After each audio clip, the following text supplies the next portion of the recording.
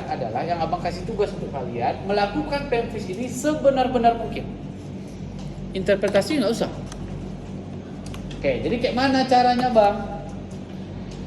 Rine itu deh artinya, ini ada videoin kan. Nah, rine itu artinya abang lagi berusaha membandingkan hantaran tulang mastoid abang, hantaran tulang pendengaran dengan udara. Bagusan yang mana? Swabah itu artinya rine yang abang bandingkan antara dokter dengan si pasien. Jadi cara swabah itu cara rine, tapi bedanya abang bandingkan aja antara si dokter dengan si pasien. Sehingga caranya kayak mana? Coba sini deh. Kalau abang ingin periksa rine, pilih yang 286 ya, minimal, maksimal 512 yang Hz, 512 Hz. Oke. Nah, setelah itu pertama kali yang harus kalian kerjakan adalah ke belakang dulu. Kan membandingkan tulang. Udah berhenti bunyi, angkat tangan deh, angkat tangan deh. Baru pindahin ke depan. Itu namanya rine. Abang membandingkan hantaran tulang dengan hantaran udara. Sekarang kalau swabah berarti rine yang dibandingkan antara si dokter dengan si pasien. Berarti boleh dokter dulu misalkan, dokter dulu ya. Inilah bang, bilang bunyinya.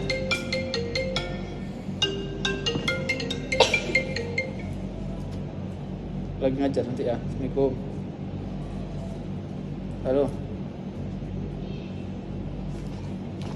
Nah, rine yang dibandingkan kalau swabah. Jadi ini kan rine nih.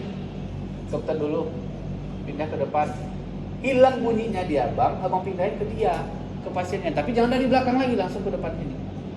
Maka swabah ada memanjang, ada memendek, betul nggak? Ketika bunyi tadi udah berhenti di telinga abang, tapi masih bunyi di telinga pasien, berarti swabahnya memanjang, itu konduktif. Paham ya? Atau kami maunya dari mana bang? Dari pasien dulu boleh. Kalau pasien dulu berarti belakang, angkat tangan pak, udah berhenti bunyinya. Udah berhenti angkat tangan lagi, pindahin apa bang? Kalau dia abang yang orang sehat berbunyi dan dia udah mati duluan, berarti swabahnya kan simpel kan? Kalau Weber gimana bang? Taruh sini atau di atas sini ya. Kalau abang sini biasanya. Oke, ada pertanyaan nggak? Ada pertanyaan? Ada pertanyaan? Nah, jangan pandai-pandaian di rumah. Di rumah pandai-pandaian belajar sendiri. Coba ringkas-ringkas. Oh, pasien gatal ada penurunan pendengaran, berarti garpu tala aja ini aku periksa. Nah, yang kayak gitu. Jadi kalau abang udah tulis 3 di mata, periksa 3-tiganya. Kalau abang udah tulis 3 di telinga, periksa 3-tiganya. Tanpa ada satupun yang di skip. Maka nilainya akan 3. Benar, lengkap. Benar caranya. Jangan sesekali berdiri ngelakuinnya. Abang pernah dulu LO pempis abang nilainya 0. Hanya gara-gara rinoskopi sambil berdiri. Tercabut mulu hidung orang kita abang buat. Orang kita duduk aja tangan kita bisa gemetar deh. Apalagi kalau kita berdiri gini-gini. Marahlah dosennya sama abang kan. Itu dia salah satu contoh. Tapi ingat abang sampai sekarang. Sampai abang ujian nasional ingat abang. Fatal berarti kayak gitu. Nah, itu pas LO ya kan. Oke, selesai kita di telinga. Masuk kita ke hidung. Hidung, lagi-lagi semuanya jangan lupa pemeriksaan lokalisasi. Nah, di hidung itu apa kalian tengok? Keluar darah nggak? Kalau keluar darah berarti epistaxis. Keluar nggak ingus atau sekret berarti rinitis. Ada nggak jejas? Kalau ada jejas berarti trauma. Tengok dulu. Baru boleh kalian palpasi. Palpasi hidung kayak mana ya gini? Dari atas ke bawah. Boleh kalian goyang-goyang ini boleh. Ya, untuk melihat apakah ada crepitasi. Tapi jangan digini-giniin ya kan? Gini-gini aja. Oke? Kalau diginiin kan tata laksana pada epistaxis jadinya nanti takutnya. Nah, jadi ingat ya, palpasi.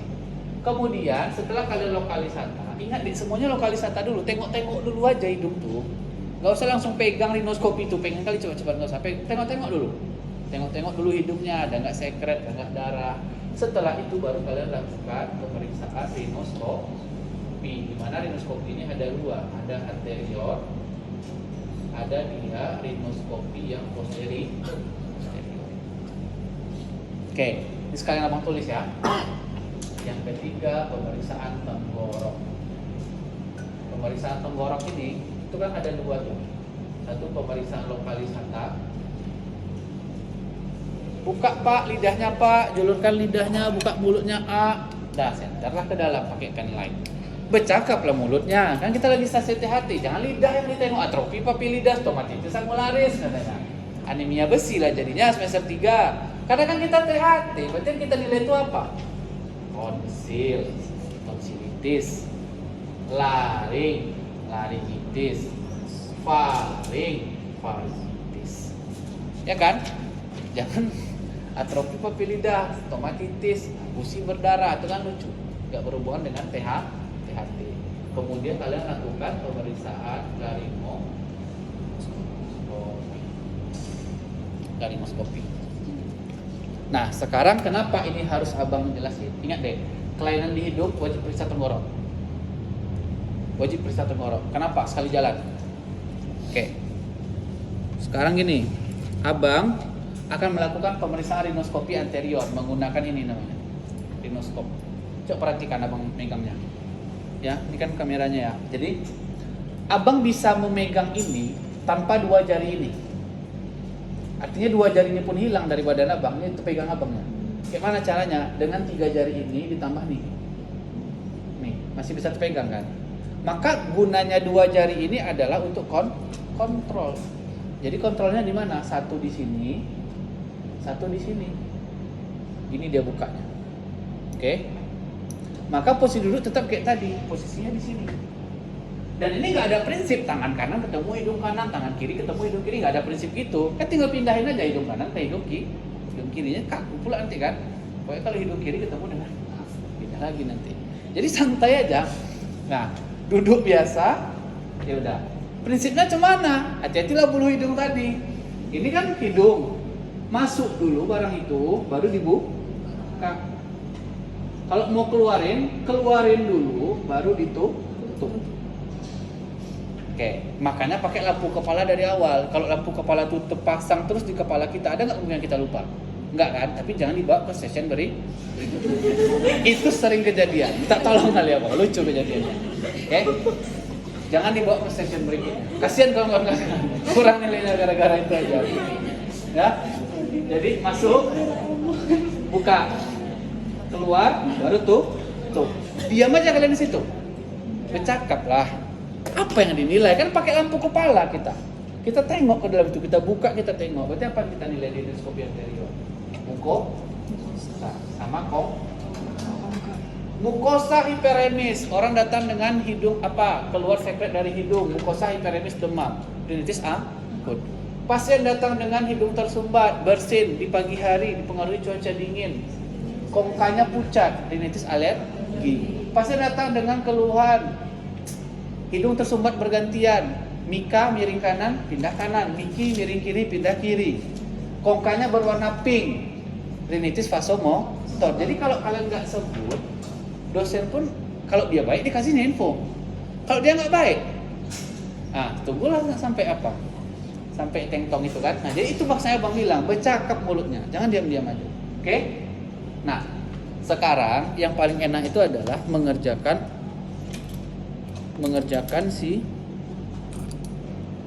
rinoskopi posterior dan laringoskopi itu bisa dikerjakan berbarengan. Pak, coba buka mulutnya, tekan lidahnya pakai spatel. Coba gini kan tangan adik. Lagi naik deh, lagi. Biar enak. Tekan pakai spatel ke bawah lidahnya, atau pakai tisu kan boleh kasar. Kalau punya spatel lah Bang berarti. Kalau abang arahkan kaca laring ini ke atas, berarti abang lagi periksa rinoskopi yang posterior. Abang pindahkan ke bawah, berarti jadinya laringoskopi. Kan 3 detik selesai. Tapi bercakap, karena ini di dalam mulut. Kalau kalian nggak bercakap, ini, kalian diam aja. Tahu nggak dosennya? Kan nggak tahu dia. Atau kalian bolak-balik rinoskopi posterior, biar dosennya tahu, keluarin dulu.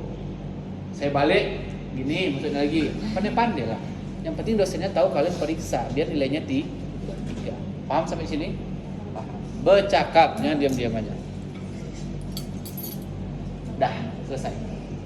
Pempis special sense. Satu lagi, jaga-jaga kalau keluar, tapi agak jarang. pemeriksaan fisik pada sinus. Cuma ada pemeriksaan palpasi. Sinus kalian di mana aja, Dek? Ada 4 biji. Ini maksila. Ini frontal. Ini apa? Ethmoid di belakang mata. Sphenoid di mana? Di vertex. Oke, bisa. Good. Prinsipnya adalah kalian bisa mempalpasi semua sinus. Mulainya dari mana ya terserah. Contoh, kalau abang mau mulai dari maksila, palpasi maksila, tangan abang kotor pula. Palpasi maksila, melingkar di sini, melingkar. Berarti dari maksila udah dapat apa? Dari pipi udah dapat maksila kan? Kalau abang melingkar udah dapat ethmoid, betul nggak? Abang sampai sini udah dapat yang frontal. Setelah melingkar baru abang pindahin ke sini. Cara palpasinya kayak mana? Kayak biasa. Gini-gini kan aja. Sakit itu nanti dibilangnya. Oke? Dah selesai. Pemeriksaan fisik spesial. Ada pertanyaan? Jangan dikurang-kurangi pemfisnya di rumah.